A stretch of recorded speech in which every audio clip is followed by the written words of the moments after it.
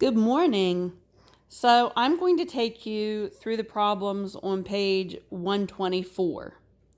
So I want you to get there right now.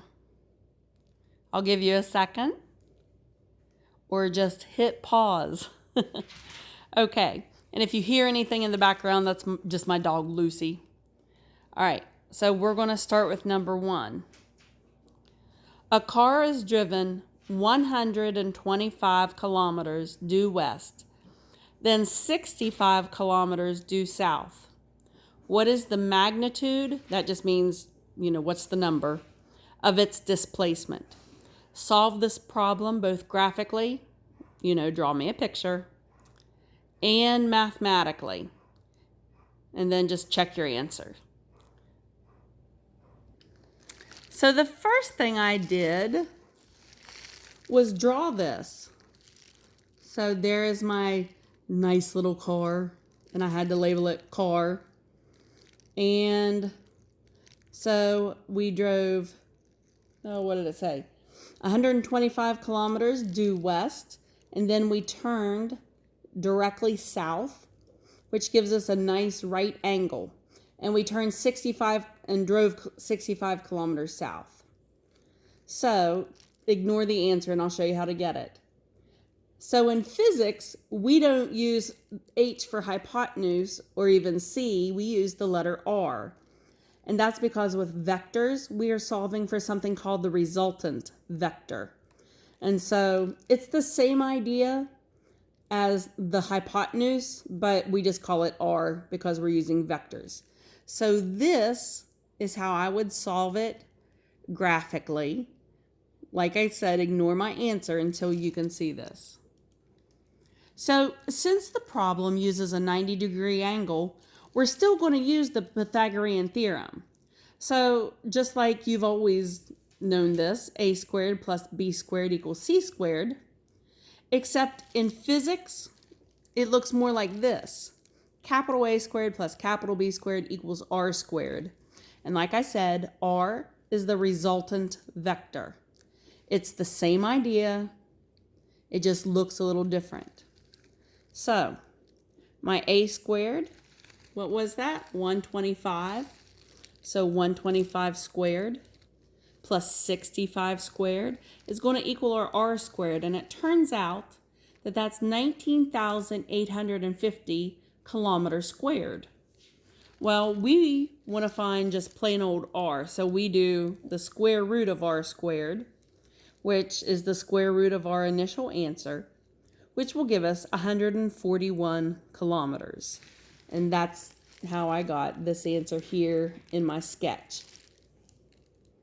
If you need any help, just look back through this and play it again. All we're doing is using the Pythagorean theorem to find the hypotenuse, or in this case, the displacement of that resulting vector. Remember, if you feel more comfortable thinking of it as the hypotenuse, that's fine. But I'm just letting you know what we'll be calling it is the resultant vector. And this is, we are looking at the displacement. How far did the car go from where it started, to where it ended up? So let's look at number 2 in your book. Two shoppers, yay, it is time for Christmas shopping. Two shoppers walk from the door of the mall to their car. They walk 250 meters down a lane of cars, and then turn 90 degrees to the right and walk an additional 60 meters. Well, right away you see that we have a 90-degree angle. So again, we're going to use the Pythagorean theorem. How far is the shopper's car from the mall door? Solve this problem both graphically and mathematically. So the first thing I did was I drew my mall and labeled it. And now my shoppers, here they are. Here are my two shoppers, and they're walking. And the first thing they do is walk down a lane of cars, 250 meters. And then they turned to a right angle and walked right 60 meters. So again, ignore my answer. we're going to solve for r. All right. So this problem describes shoppers walking at a right angle. So what are we going to use? Yeah, the Pythagorean theorem. Remember in physics, we write it like this. A squared plus b squared equals r squared. And r is the resultant vector. So we have 250 meters squared plus 60 meters squared equals r squared. Well, this happens to equal 66,100 meters squared. So we want to find the square root of this to get r. So the square root of 66,100 gives us 257 meters. And that is why I had drawn that up here. So far, so good? Good. Now, this one is going to be a little bit more challenging, but stay with me and I'll walk you through it. A hiker walks 4.5 kilometers in one direction, then makes a 45-degree turn to the right and walks another 6.4 kilometers. What is the magnitude of the hiker's displacement? So yes, we're still going to use a triangle, but guess what? Whoops, no more 90-degree angles. So this one is more challenging for two reasons. One, we are not given a 90-degree angle. And two, the angle that we are given is not the one we're going to use in our formula. Oh no, that's okay. I'll help you figure this one out. First, let's decide on a drawing. So here's my hiker hiking 4.5 kilometers in one direction and then turning at a 45-degree angle to the right and hiking this way. Well, notice that the 45-degree angle is just the way he turned. It's not the angle of that we need to use for displacement. But it'll be easy to solve because what do we know? We know that a straight line has how many degrees in it? Right, 180 degrees. So in order to get this internal angle, we're just going to do this. We are going to subtract we're going to have 180 degrees, our straight line, and subtract our 45-degree angle from it. This will leave us our internal angle of 135 degrees. So let's make a new drawing.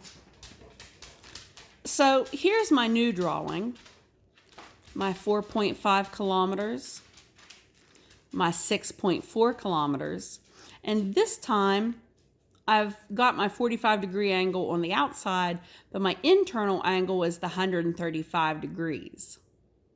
Okay, so far, so good. All we did was subtract. We can do that, and we drew. All right, so how are we going to solve for our resultant vector?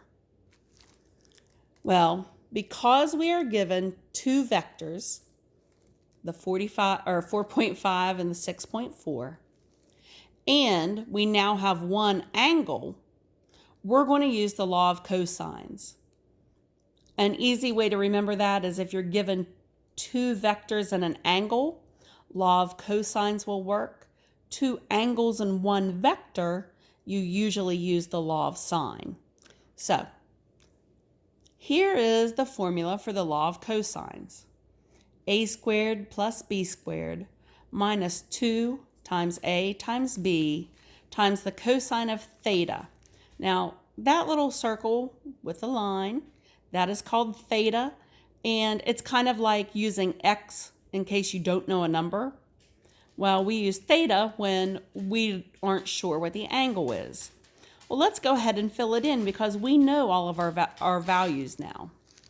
So we are going to do 4.5 squared plus 6.4 squared minus 2 times a times b times the cosine of 135.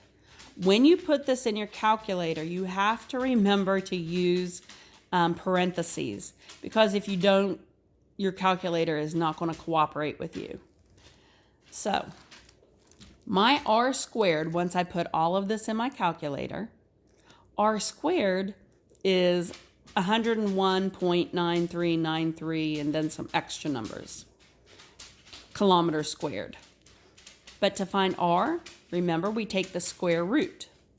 So the square root of r squared will give us r, and the square root of 101.9393 kilometers squared gives us about 10 kilometers. And so that's what our r is up here, is 10 kilometers. What's wrong, Lucy? Hold on, I've got to go let my dog out. Okay, I'm back for the challenge. Let's look at the challenge number 4 on page 124. An ant crawls on the sidewalk. It first moves south a distance of 5.0 centimeters. Then it turns southwest, and it crawls 4.0 centimeters. What is the magnitude of the displacement? Now you might think, wait a minute, all we were given are 2 vectors. However, it says that the ant turns southwest. Well, here's what I want you to know. If the ant, sorry, this thing is not focusing very well. If the ant turned perfectly southwest, that makes a 45-degree angle from south. So this means that we do the same thing as we did in problem 3. So here's my drawing. Here's my nice little ant, and it walked south for 5 centimeters, and then it turned southwest, and it walked 4 centimeters. Because it turned perfectly southwest, this is a 45-degree angle, because it'll be half of a 90 degrees. And then the internal angle is going to be the same thing. It's 180 minus 45, and this is going to be our 135. This is what we're going to use with cosine. So, since we are given 2 vectors and we solved for one angle, again, we are going to use the law of cosine. So it's a squared plus b squared minus 2ab cosine of theta equals r squared. So let's put in our values.